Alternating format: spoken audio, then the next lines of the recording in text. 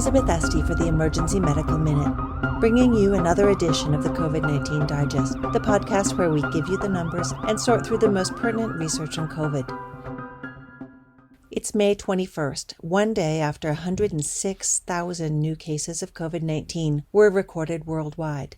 That's the highest number recorded on a single day thus far. Globally, we have surpassed 5 million confirmed cases of COVID-19, and 329,816 people have died of the disease. As many wealthy nations plan to ease restrictions and stay-at-home orders, COVID-19 has begun to take hold in poorer nations. Particularly vulnerable countries are those in Central and South America, where Brazil is now 6th in global COVID deaths, with almost 19,000, and Mexico has reported more than 6,000. It's worth looking at the Johns Hopkins Coronavirus Resource Center map, where we get most of this data. The map indicates size of outbreaks with red dots. The opening view of the world map has the entire eastern half of the United States, by far the world leader in COVID deaths at more than 93,000, completely red. South America looks like the U.S. did roughly a month ago, and Africa, too, is covered with red spots. South Korea, whose first reported case was the same week as that in the U.S., has lost 264 people to the disease. Here in Colorado, almost 1,300 people have died with confirmed COVID. At this point, with so many of the studies we've digested, exploring correlations, associations, observational studies, and anecdotal reports and speculation, we could subtitle this show, What We Don't Know About COVID. And so today, we'll look at what we don't know about vitamin D and COVID. There have been a number of studies and a fair amount of media coverage in recent weeks that look at a possible link between low vitamin D levels and severity of COVID. I'm going to give you a quick review of vitamin D in case you're rusty. If you're not rusty, skip ahead. There is no one vitamin D. Vitamin D is actually a group of related compounds, the most active of which is 1,25-dihydroxyvitamin D3 or 1-alpha-25-dihydroxycholecalciferol if you're in the UK. We mostly get vitamin D by synthesizing it in our skin with the aid of UV light exposure, with additional metabolism of precursors in the liver and kidneys to eventually produce the active form of vitamin D, calcitriol, which is actually a steroid hormone, meaning it gets into cells and activates or deactivates genes. So it's a hormone involved in calcium phosphate homeostasis and bone health. I won't go into the weeds with vitamin D more on the metabolism, but of real interest here is that vitamin D receptors are found in tissues all over the body, not just those involved in calcium and phosphate. Vitamin D receptors have been observed in activated T cells, in antigen-presenting cells, in macrophages and monocytes, and in cytotoxic T cells. This all leads researchers to speculate what other purposes vitamin D serves in human physiology. We know that vitamin D plays a role both in adaptive and innate immunity, which we discussed at some length in our episode on the BCG vaccine and COVID a couple weeks ago. Macrophages, who are starved for vitamin D, can't produce peroxide to kill microbes. And some of the toll-like receptors crucial to innate immunity that recognize pathogen molecules don't work right without sufficient levels of vitamin D. And finally, vitamin D more generally modulates the immune system, preventing the release of too many cytokines. It's really alarming how many people on the planet are vitamin D deficient or insufficient, meaning not severely deficient, but low levels. Various studies at various times have estimated that more than 1 billion people on the planet are vitamin D deficient, and half of the world's population is vitamin D insufficient. The prevalence of patients with vitamin D deficiency is highest in the obese, in people who live in institutions like nursing homes, elderly, and hospitalized patients.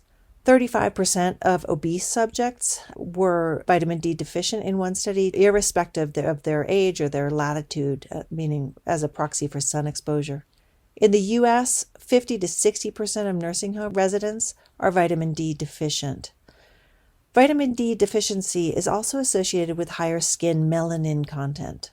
According to the National Health and Nutrition Examination Survey data, and it is from 15 years ago, 2005, in the U.S., at that point, 82% of Black and 62% of Latino people tested were deficient. But really, anybody can be vitamin D deficient. In the U.S., 47% of African American babies, 56% of Caucasian babies are vitamin D deficient. Depending on what survey you look at, 35 to 40% of adults in the U.S. are vitamin D deficient. The picture is worse in other countries. 80% of adults in Pakistan, India, and Bangladesh are vitamin D deficient. So latitude and skin color matter, but diet does too. Some nations promote or require vitamin D fortification of certain foods. And higher rates of eating foods naturally rich in vitamin D, like fatty fishes, cod liver oil in Scandinavian countries, can make for unpredictable national pictures of vitamin D status. So with that out of the way, let's look at vitamin D and COVID. In a short communication published May 6th, researchers from the UK looked at average vitamin D levels in a country and total number of COVID cases and COVID deaths across 20 European nations and found a strong association between a population having lower average levels of vitamin D and worse COVID outcomes. The p-value the authors report in this not peer-reviewed work was 0.004 for the correlation between average national vitamin D levels and number of COVID cases, and less than 0.00001 for deaths. For our non-medical listeners, a p-value of less than 0.05 is generally indicative of a significant result. So they're finding really strong correlations. The authors acknowledge that this is a cross-sectional analysis with many, many limitations. Cases per country depends heavily on how much testing a country does. So the authors rightly point out that the correlation they see between COVID death and vitamin D levels matters more. They don't take into account how different nations' public health systems are managing COVID either. Nevertheless, they do conclude that there is a significant crude relationship between COVID, death, and vitamin D levels. They point out that vitamin D levels are severely low in elderly residents of Spain, Italy, and Switzerland, nations that have been hard hit. Vitamin D deficiency is a major public health problem, they note, for these populations because of both decreased sun exposure or decreased cutaneous synthesis, and for some patients, the kidneys are less able to do the final hydroxylations to active vitamin D.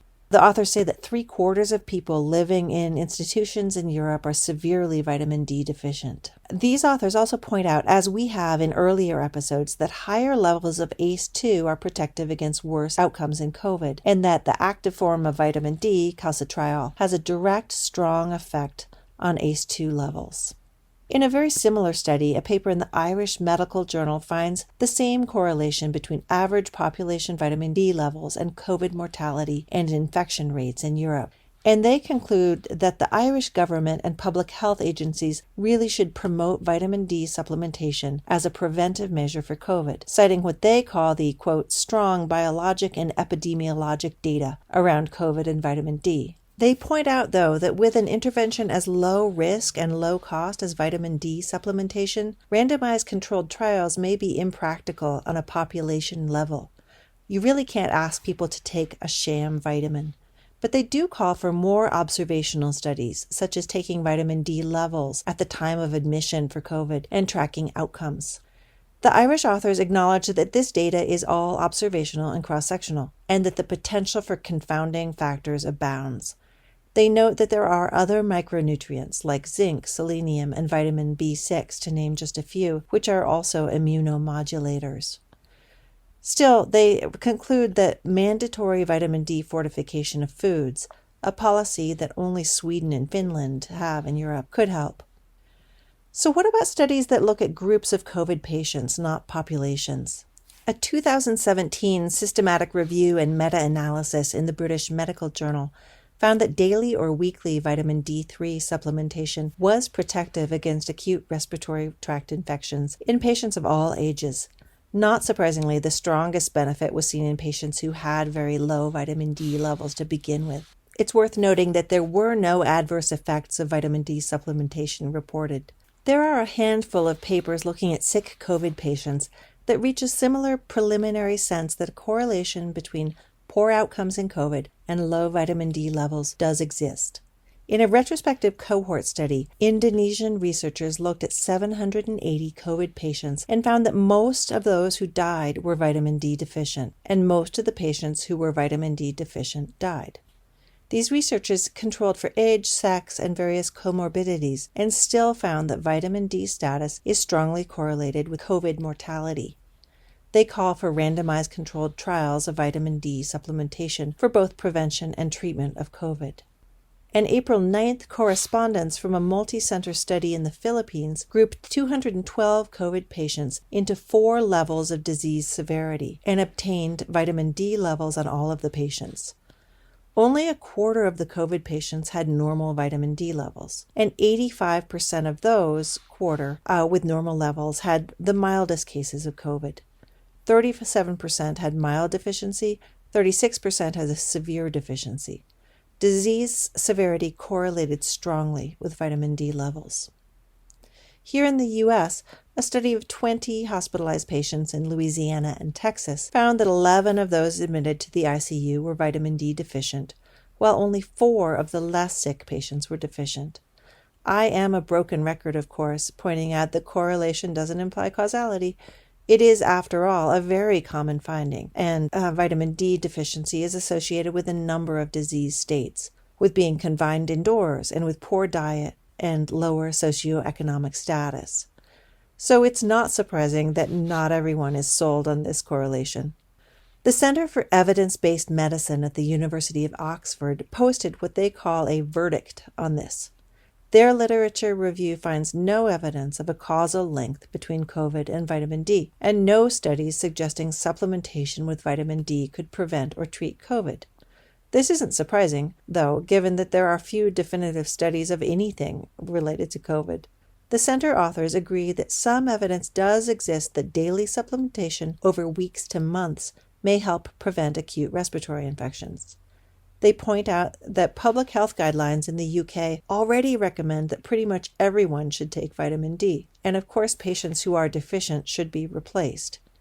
They acknowledge that vitamin D deficiency is a real problem in the UK, with up to 40% of the population deficient from January to March.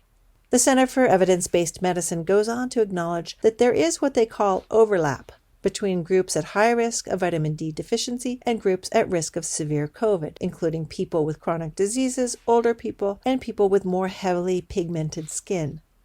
The question of why people of color are so disproportionately harmed by COVID is critically important and one that we will address soon on this podcast, but not now.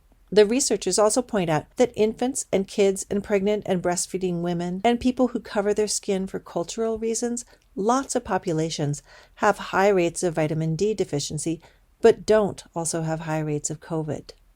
The Oxford researchers do acknowledge that if vitamin D had a preventive or mitigating role in COVID, it would be a cheap, low-risk intervention. So really, their major objection is that there just aren't any randomized controlled clinical trials. They find that a number of RCTs are pending, though, some for prevention, some for treatment. They'd call out a crappy single-group open-label study that uses hydroxychloroquine, vitamin C and D, and zinc in healthy healthcare workers. The same folks are planning to give the same cocktail plus azithromycin to sick COVID patients. In a lovely British understatement, the Center for Evidence-Based Medicine writes, "It is unclear how these studies will meet their stated aims without comparison groups." And I would just add, it's just so perplexing that people are still doing studies that take effort and time and won't give you useful results. The center does acknowledge that there is some decent evidence that vitamin D has a role in preventing acute respiratory infections, especially in patients with low or severely low levels. They point out, though, that low vitamin D levels are clearly a marker for many disease states and not a cause. Patients with severe COVID tend to be people who are sicker and older. They'll have higher incidences of many micronutrient deficiencies and markers of poor diet. The only paper I could find that challenged the observational link between vitamin D and COVID was finally a paper that is peer-reviewed, published on May 7th. It looked specifically at the disproportionate impact of COVID-19 and low vitamin D levels on Black and what they call minority ethnic people in the United Kingdom. And they conclude that there's no correlation between vitamin D levels and having or not being infected with COVID. But this paper has some really odd features. The authors used data from a population health survey of 500,000 people in the UK, conducted from 2006 to 2010. So the vitamin D levels they're using are at least 10 years old, and some are as old as 14 years. Of this 500,000 people, they pick out 449 who had COVID this year. Given that the United Kingdom recommends supplementation, and that these patients are ones who've been tested and followed, for all we know, these were lucky people who do now take vitamin D supplements. Second, they look only at whether patients test positive for COVID or not. They don't look at anything related to disease severity or mortality. Even so, before the researchers correct for age, income, BMI, and other comorbidities, there is a correlation between infection and these decade-old vitamin D levels. And this may be valid, despite these ancient labs, but this study addresses risk of being infected only, not disease severity and mortality, which is really what we care most about. So, without supporting clinical trials or better, bigger observational studies, should we all be taking vitamin D supplements? It is best to get your nutrients from food, so eating more fortified dairy products, cereals, some brands of orange juice helps. You can also find vitamin D in fatty fishes like salmon, tuna, and mackerel. And there are other good food sources you can Google on your own. Dramatic changes in diet are challenging for many people, though, and few would argue that a person with a documented deficiency should consider vitamin D supplementation. And it would be hard to argue against recommending vitamin D to patients with known risk factors like lack of sun exposure, poor diet, darker skin, or obesity. But every intervention, even one this cheap, has costs, especially when adopted at large scale. And every intervention has risks. The only way to get vitamin D toxic is through taking supplements. You really can't do it through sun exposure or food. The main toxicity of vitamin D is via hypercalcemia, which can cause nausea and vomiting, weakness, frequent urination, might progress to bone pain, kidney problems like the formation of kidney stones. Although vitamin D toxicity is very rare, it does happen. At least one case was caused by a manufacturing error and a mislabeling of a product. To get toxic levels, though, a person needs to take between 10 and 25 times the recommended upper limit in repeated doses. This toxicity is usually reversible, but it may cause renal failure and arterial calcification. As I said before, these toxicities are incredibly rare, and they happen only really in people who are going ham with the vitamin D. Compare this, say, to taking normal doses of hydroxychloroquine, which has known serious toxicities and no evidence of benefit in COVID. And there's no contest in my mind that vitamin D is a safer, more reasonable intervention. And even if we ultimately determine the vitamin D status has no role in COVID outcomes, wider use might lead to better bone health and immune function. The Emergency Medical Minute is not in the business of offering medical advice, of course, so consult your physician before you try this at home. Thanks again for listening, and thanks to Nate Novotny for his help putting this together. We are on a quest to provide the world with free medical education. Please help us out by rating us on iTunes, following us on social media, and subscribing to our newsletter at emergencymedicalminute.com.